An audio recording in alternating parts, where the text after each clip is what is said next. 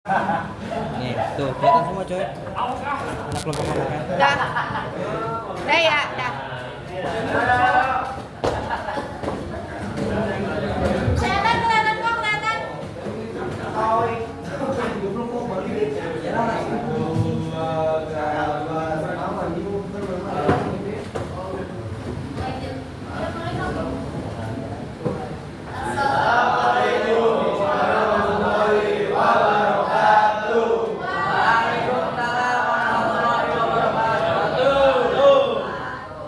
Kami dari kelompok 1 ingin membahas mengenai bab menjaga kewarganegaraan Republik Indonesia, yaitu bagian ancaman terhadap negara Republik Indonesia. Sebelumnya perkenalkan, saya Rayyan Aliza dari nomor 32. Saya Ferdinand dari nomor 13. Saya Rika Zakianto, absen Bayu.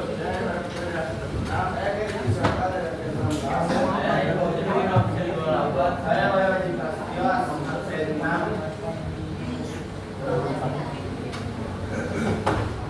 Baik, pertama kita ada pertanyaan pemantik, yaitu mengapa bencana alam, tsunami, serta tindak kriminal disebut dengan ancaman? Ada pun yang mau menjawab? Jawab dong. Apa aja? Boleh bilang. Karena semua yang tertera di situ dapat mengancam atau dapat ya pokoknya intinya dapat mengancam keutuhan NKRI. Boleh, Alfred mau menambahin? Kalau menurut saya karena dari tiga hal tersebut bisa menentukan sebuah sistem dengan mengancam suatu hal tersebut, misalnya bencana alam, perubahan iklim, dan tindak kriminal, yang tiga-tiganya itu adalah salah satu tindakan yang berunsur negatif terhadap suatu sistem atau kenegaraan atau NKRI. Terima kasih Akila dan Alfred. Lanjut. Jawabannya betul, karena ancaman, apa yang disebut dengan ancaman? Ancaman adalah segala sesuatu yang pasti mengancam. Yang dimaksud dengan mengancam sini adalah dia berpotensi menimbulkan kerugian bagi pertahanan dan keamanan negara kesatuan Republik Indonesia.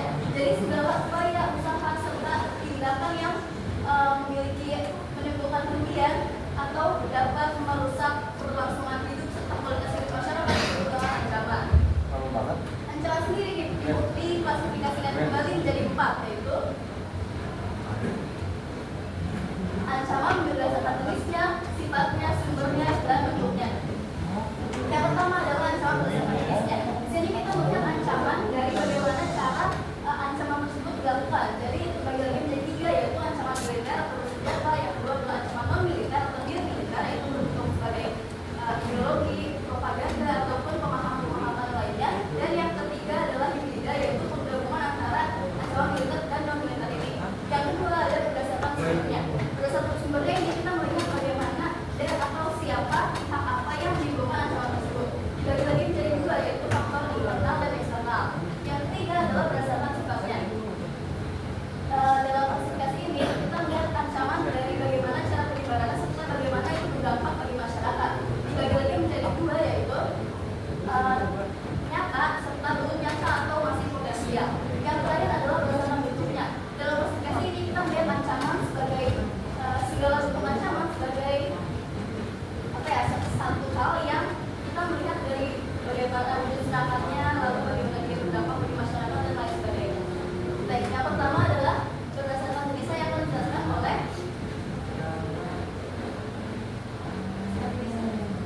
tadi ya. Ancaman berdasarkan jenisnya terbagi menjadi 3, yaitu ada ancaman militer, ancaman non militer atau militer, dan yang ketiga ancaman hibrida. Yang pertama ada ancaman militer.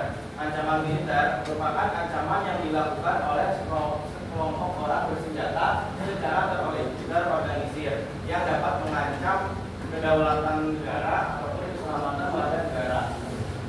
Ancaman militer memiliki beberapa faktor dampak serta solusi.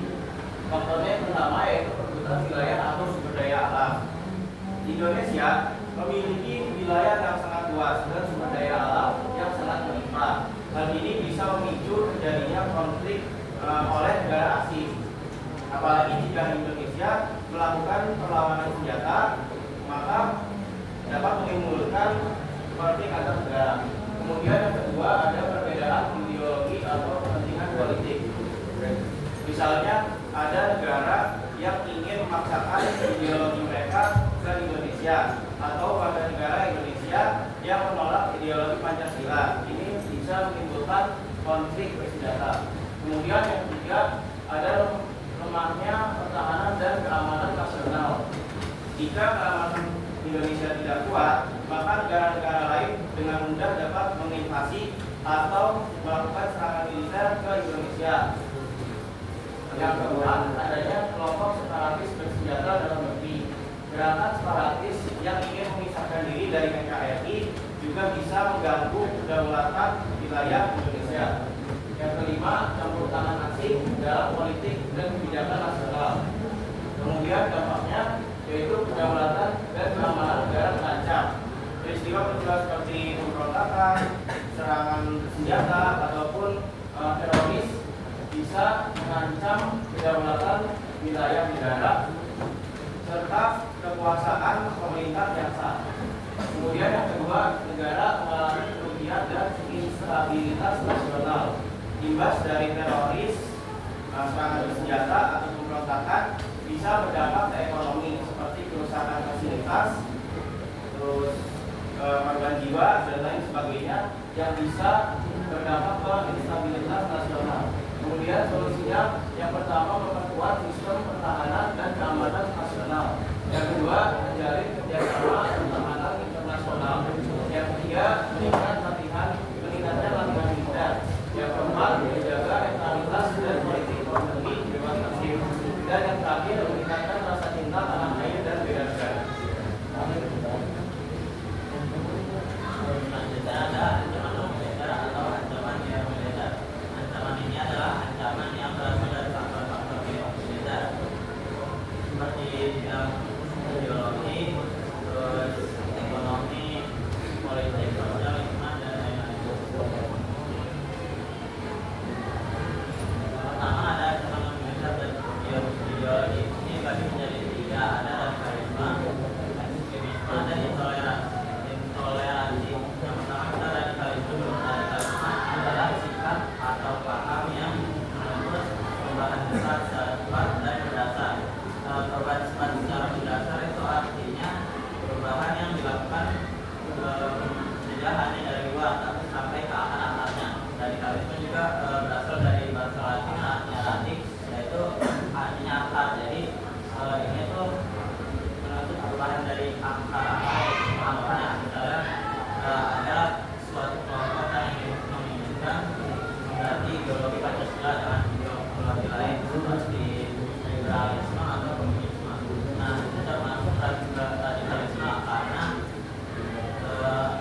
mengubah Pancasila itu termasuk mengubah seluruh sistem negara Indonesia, mulai dari hukum, terus bela negara, dan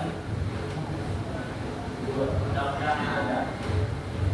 Terus ada ekstremisme. Ekstremisme adalah sikap atau tindakan berlebihan dan fanatik, bahkan menggunakan kekerasan untuk melakukan larangan atau kepentingan orang lain.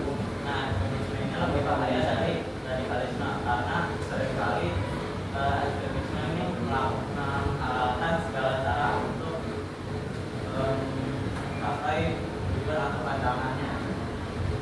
Contohnya misalnya ekstremisme, ada orang yang paham banget sama agama dan merasa bahwa pemahaman dia itu paling benar, dan jika ada orang lain yang berbeda dalam pemahamannya maka itu harus dimusuhi dan dijauhi. Nah, solusinya untuk ekstremisme ini kita harus menanamkan nilai-nilai Pancasila pada diri kita dan Bhinneka Tunggal Ika agar kita tidak tergoda oleh pandangan-pandangan atau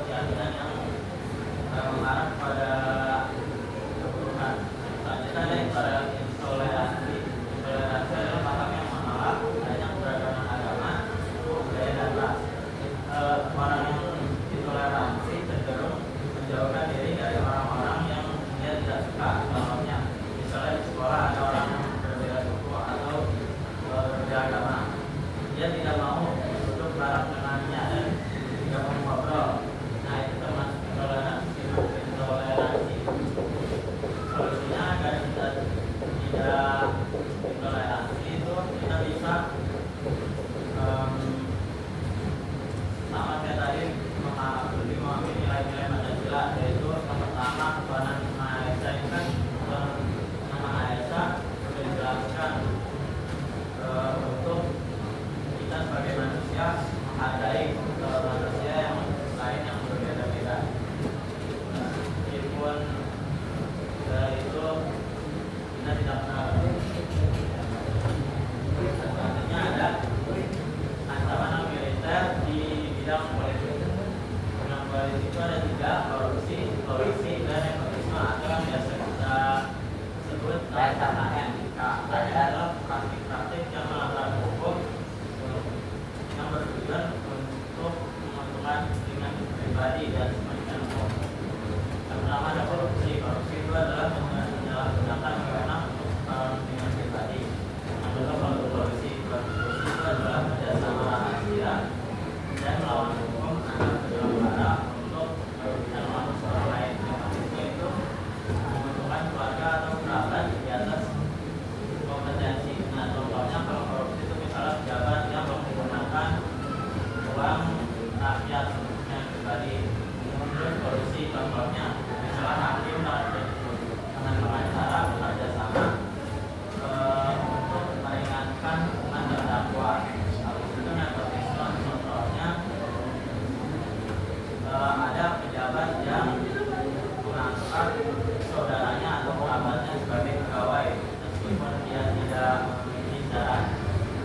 Nah, solusinya agar kita tidak korupsi dan nepotisme itu yang pertama, kita bisa menanamkan nilai-nilai Pancasila itu yang pertama udah pasti. Terus yang kedua harus ada hukum yang melibatkan transparansi anggaran agar tidak ada korupsi. Terus juga untuk solusinya dan solusi itu ada melibatkan lembaga yang independen agar tidak ada kerjasama yang kurang.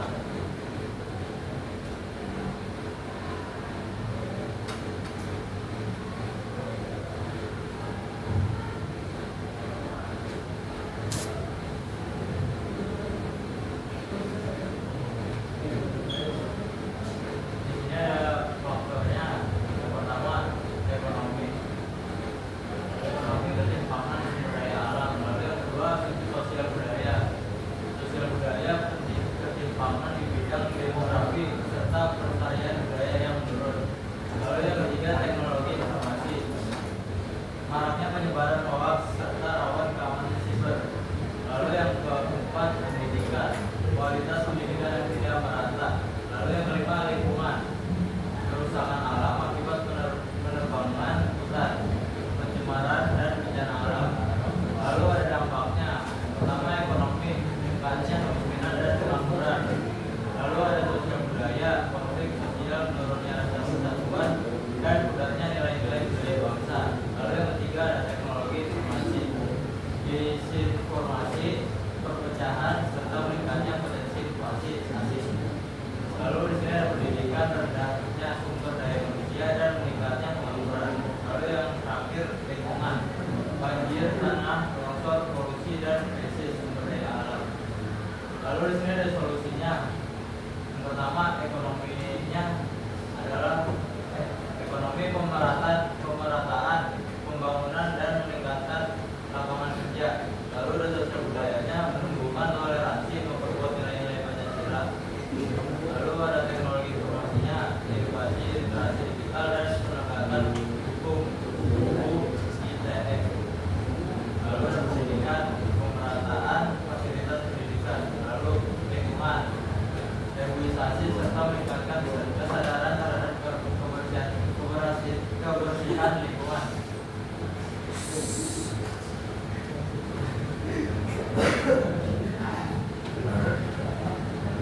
Lalu di sini ada ancaman hibrida. Ancaman dengan penggunaan berbagai jenis kekuatan untuk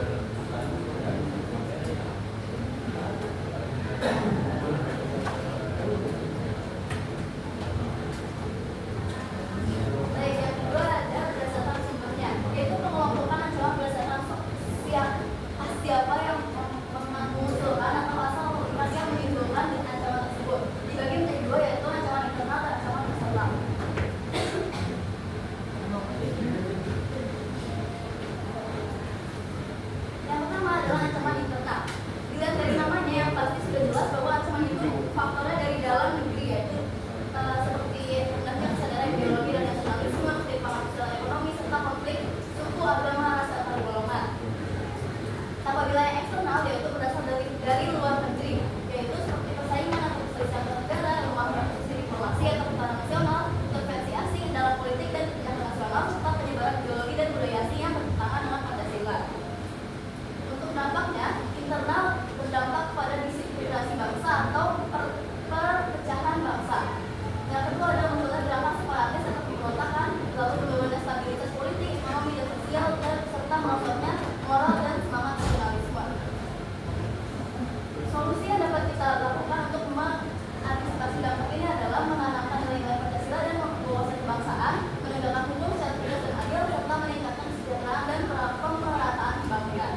Bagi yang eksternal, dampaknya adalah kedaulatan dan keamanan negara terancam. Negara mengalami kerugian dan stabilitas nasional, serta masuknya ideologi yang bertentangan dengan Pancasila. Solusinya adalah memperkuat keamanan nasional, menjaga netralitas dan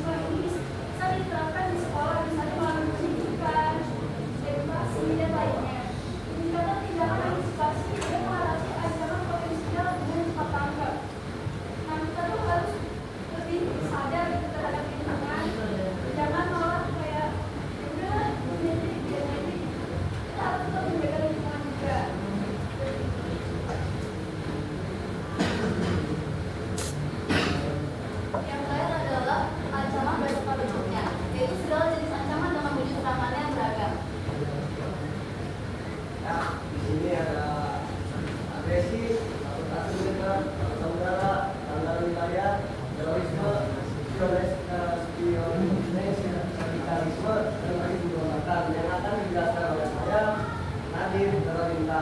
Sama di sini ada agresi. Tapi udah tahu agresi? Betul,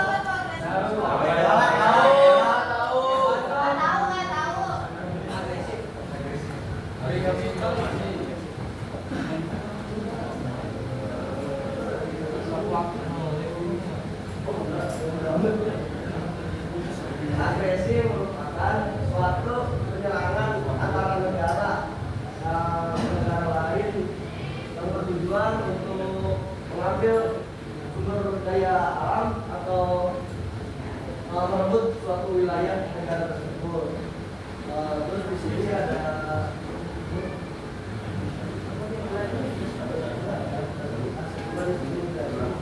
perang saudara ya. Perang saudara ini merupakan konflik dalam negeri atau antar kelompok yang bertujuan untuk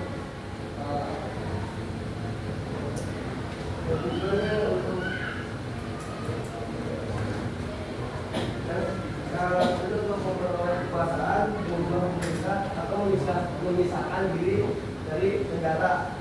Terus di sini ada sabotase militer. Sabotase militer merupakan tindakan merusak fasilitas penting seperti pangkalan militer, jembatan, atau sistem komunikasi secara rahasia oleh pihak musuh.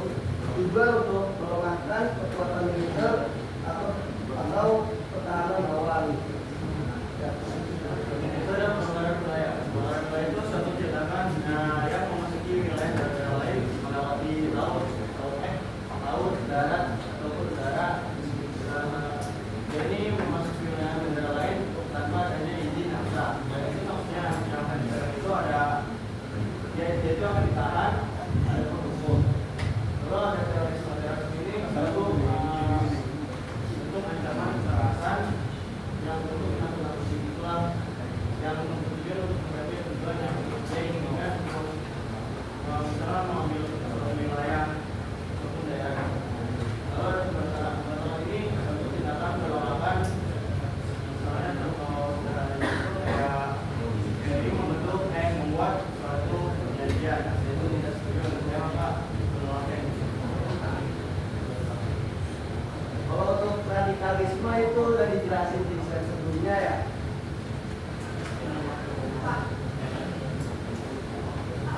Itu ada spionase. Spionase itu adalah kegiatan memata-matai atau mencari informasi penting dari suatu militer, politik atau ekonomi suatu negara. Jadi kayak itulah radikalisme tadi udah dijelasin itu adalah paham atau sikap yang menuntut perubahan secara cepat atau mendasar.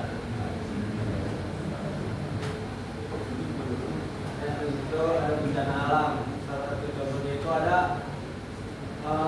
gunung meletus. Gunung meletus itu termasuk ancaman terhadap NKRI karena dapat menyebabkan korban, kerusakan dan mengganggu kestabilan nasional dan kestabilan ekonomi.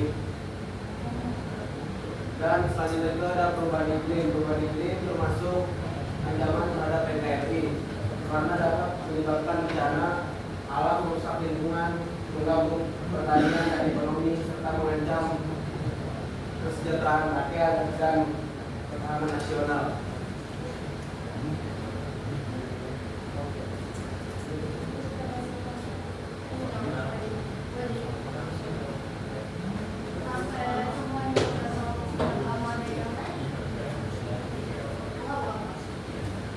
Dari sipil sekian saja dapat kami paparkan mengenai ancaman terhadap negara kesatuan Republik Indonesia. Adakah teman-teman yang memiliki pertanyaan? Dari itu mungkin ya? Dari Fadil dulu. Benar, mungkin Fadil. Mau baca apa?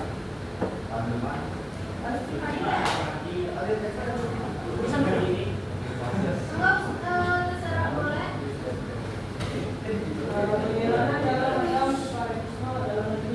Cara meredam Fanatisme dalam negeri.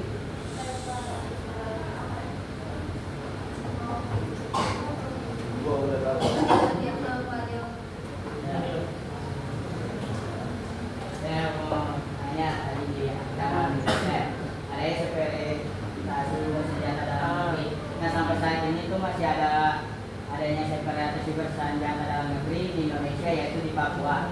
Apakah solusi dari ancaman tersebut tidak berjalan dan apa solusi terbaik dari masalah tersebut?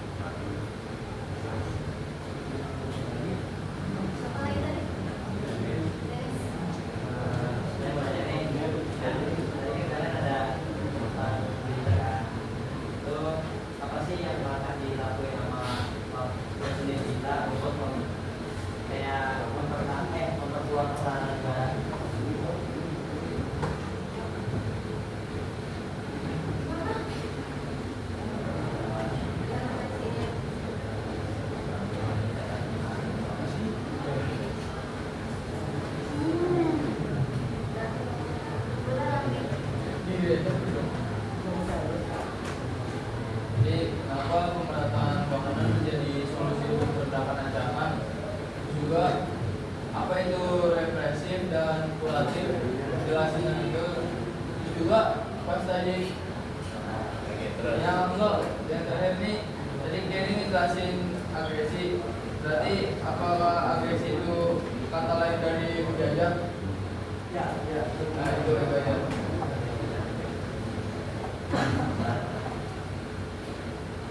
ya. Semuanya dulu aku dulu dan dari sini berarti juga Ini masih berhubungan sama pertanyaan dari tadi solusi dari militer ya. Tadi kan di ancaman militer itu ada solusinya militernya langsung militer. Kalau kita lihat di negara seperti Korea Selatan itu ada yang namanya wajib militer bagi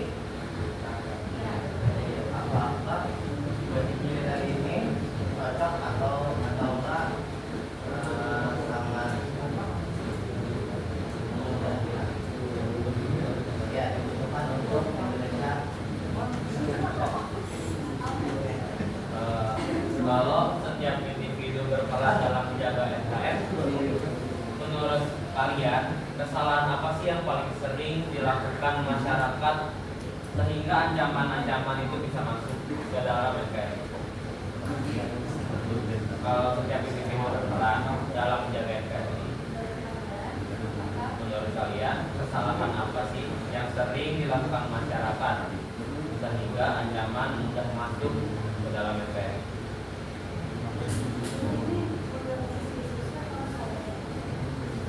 langsung aja. Baik, saya mau jawab pertanyaan dari Raffi dulu, yaitu apa itu represif serta kuratif. Jadi penanganan itu ada 3 macam penanganan, itu ada represif, kuratif, serta antisipatif. Jadi yang pertama itu kalau kalian perhatikan di sini itu di bagian ancaman punya atau potensial ada yang namanya penanganan antisipatif, yaitu sesuai namanya dia mengantisipasi atau mencegah itu terjadi. Nah, apa itu represif dan kuratif? Represif adalah dia istilahnya kayak menghentikan saat itu sedang terjadi. Jadi misalnya sebagai ada pembakaran tuh langsung di stop, itu namanya represif. Jadi dia saat itu masih berlangsung langsung dihentikan. Sementara kuratif adalah penanganan jarak jangka waktu lama. Jadi misalnya setelah ada kerusuhan atau konflik, setelahnya dibuat undang-undang atau peraturan untuk jangka waktu lebih lama sehingga mengantisipasi kembali kejadian itu terjadi gitu. Silakan nanti.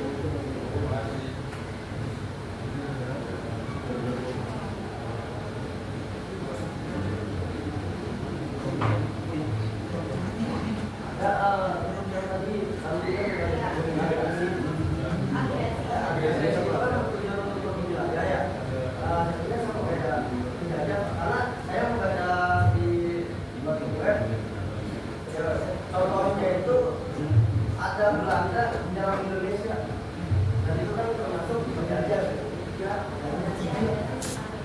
dan juga lama itu perjanjian antara Rusia dan Ukraina ya, sama untuk mengambil ke wilayah kekuasaannya. Oke, terima kasih.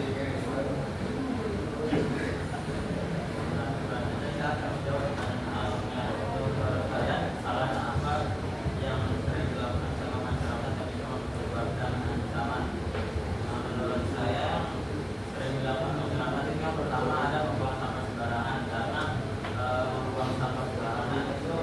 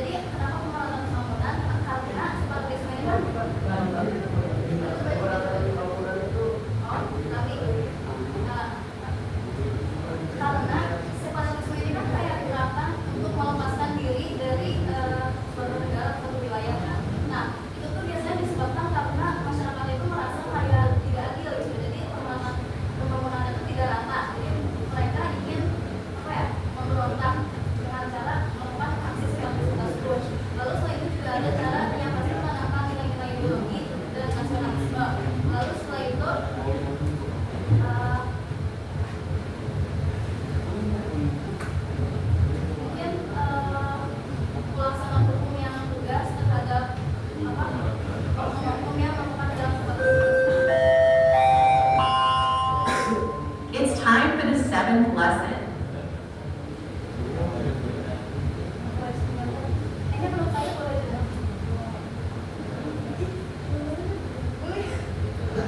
Kalau menurut saya, apakah polisi militer ini efektif untuk Indonesia atau tidak ya? Tadi kan referensi dari tugas sendiri itu Korea Selatan dan Korea Selatan itu kalau saya lihat ya, dia kan militer itu mengayomi ya. Ya secara transparan aja, militer mana? Ya, ya itu gitu. Jadi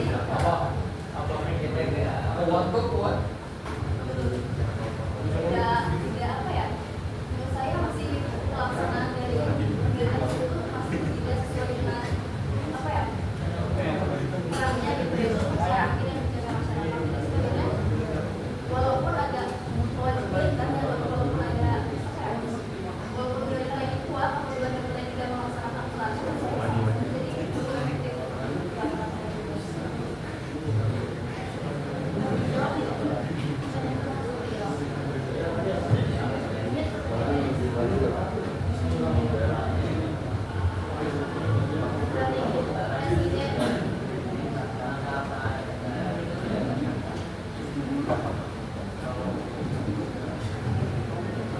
Kalau menurut saya ya jadi yang pasti yang pertama itu menghindari adanya sabotase militer. Kan yang kemarin dilihat dari yang paling viral nih misal yaitu adalah apa namanya difungsi ABRI misal.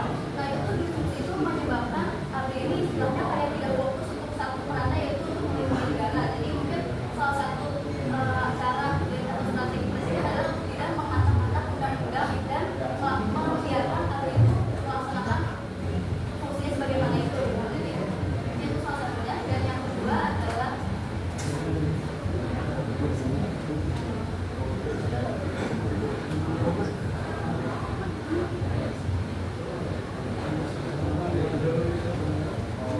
mungkin untuk polisi dan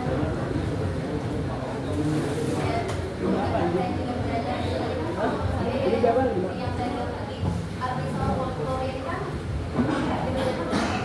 mungkin strategi presiden dalam menegaskan hukum agar mereka bisa bekerja dengan baik.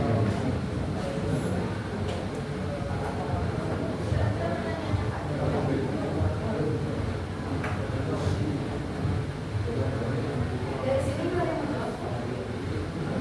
Yang terakhir, sampai saat ini masih ada separatisme bersenjata di dalam negeri yaitu Papua. Nah, solusi paling efektif itu apa? Ya, jawaban itu sih sebetulnya ketua militer Indonesia itu ingin sekali ya menyerang mereka OPM lah. Cuman dihalangi oleh hak asasi manusia. Jadinya kita menyerang dia karena ada hak asasi manusia bisa. Jadi solusinya? Jadi solusinya berjalan apa enggak? Sedangkan masih sampai ada sampai saat ini. Solusinya berjalan apa enggak? Jadi solusi yang berdampak dan hasil jalan apa enggak? Kalau nggak berjalan, apa solusi paling efektif?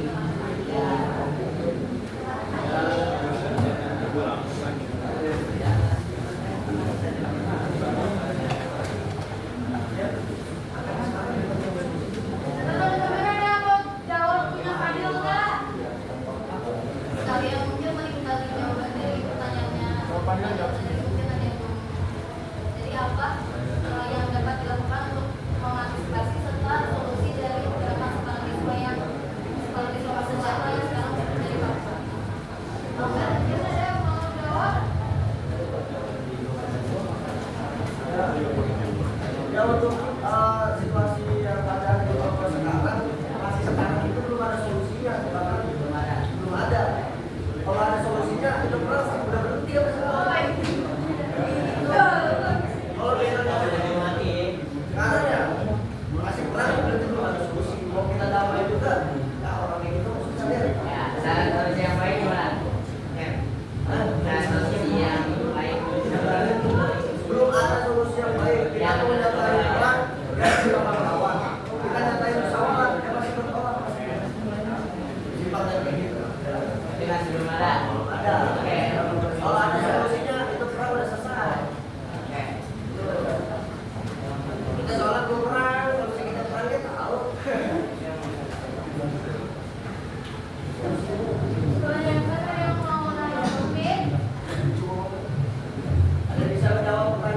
nggak solusinya apa?